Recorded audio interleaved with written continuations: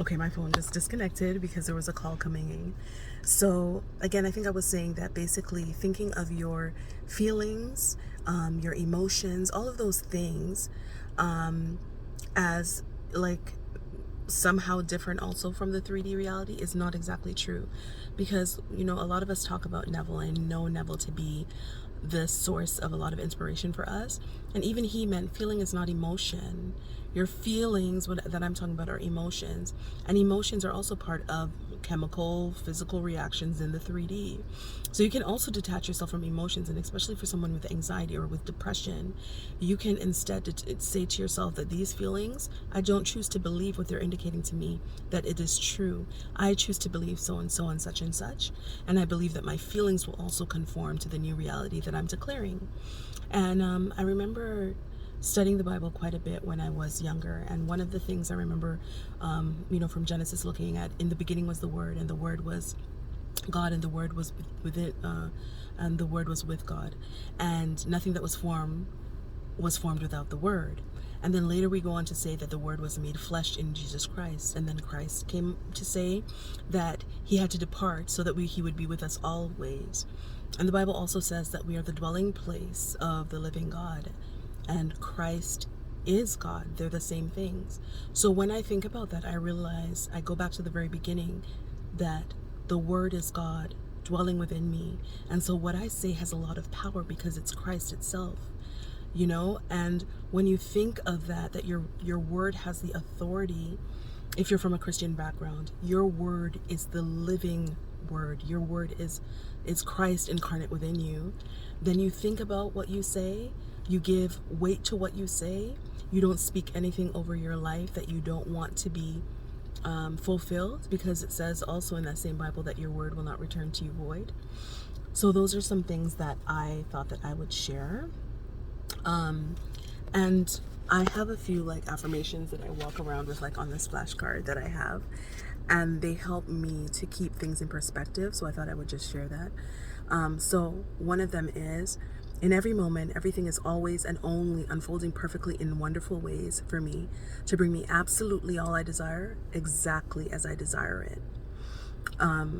And then the other one is, I am the operant power. What I say I have, I have. What I declare is. There are no other options. And you know how doubt and fear can really mess people up. So this one is, doubt and fear have no power to create in my life. They are impotent. They are beggars.